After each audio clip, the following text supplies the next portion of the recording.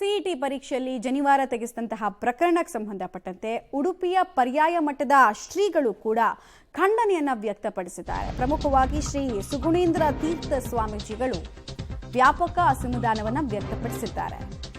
ಯಜ್ಞೋಪವಿತವನ್ನ ತೆಗೆಯೋದಕ್ಕೆ ಹೇಳಿದ ವಿಚಾರ ತಿಳಿದು ಆಘಾತ ಆಗಿದೆ. ಇಂಥ ಘಟನೆಗಳು ಸರಣಿಯಾಗಿ ನಡೆಯೋದಕ್ಕೆ ಸ್ಟಾರ್ಟ್ ಆಗಿದೆ. ಹಿಂದೂ ಧರ್ಮ ಸನಾತನಿಗಳನ್ನ ಕೆಣಕುವಂತಹ ಪ್ರಕ್ರಿಯೆ ಇದು. ಸರ್ಕಾರ ಈ ಬಗ್ಗೆ ಗಂಭೀರವಾಗಿ ಆಲೋಚನೆ ಮಾಡಬೇಕು. ತಪ್ಪು ಮಾಡಿದವರಿಗೆ ಅದಕ್ಕೆ ತಕ್ಕಂತೆ ಶಿಕ್ಷೆಯನ್ನ ಕೂಡ ವಿಧಿಸಬೇಕು ಅಂತ ಶ್ರೀಗಳು ಆಗ್ರಹಿಸಿದ್ದಾರೆ. ಇದೀಗ ತೀರ್ಥಹಳ್ಳಿ, ಬೀದರ್ ಎರಡು ಕಡೆ ಜನಿವಾರವನ್ನು ಯಜ್ಞೋಪವೀತವನ್ನು ತೆಗೆಸಿದ್ದ ಘಟನೆಯನ್ನು ಕೇಳಿ ನಮಗೆ ಬಹಳ ಆಘಾತವಾಗಿದೆ. ಇದು ವ್ಯವಸ್ಥಿತವಾದಂಥ ಒಂದು ಕುತಂತ್ರವೂ ಇರಬಹುದು ಅಂತ ನಮಗೆ ಅನಿಸ್ತಾ ಇದೆ.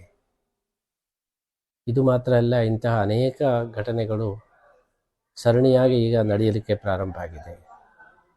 ಒಟ್ಟಿಗೆ ನೋಡುವುದಾದರೆ ಹಿಂದೂಗಳನ್ನು, ಸನಾತನ ಧರ್ಮ ಅನುಯಾಯಿಗಳನ್ನು ಕೆಣಕತಕ್ಕಂತಹ ಒಂದು ಬಹಳ ದುಷ್ಟ ಪ್ರವೃತ್ತಿ ಎಲ್ಲ ಕಡೆ ಕಾಣಸಿಗ್ತಾ ಇವೆ.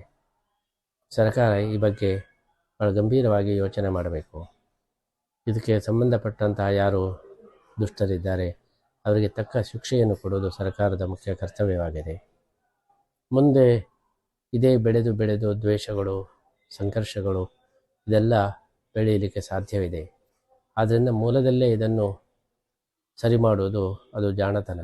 ಈ ದೃಷ್ಟಿಯಲ್ಲಿ ಈ ಎರಡು ಘಟನೆಗಳನ್ನು ಬಹಳ ಗಂಭೀರವಾಗಿ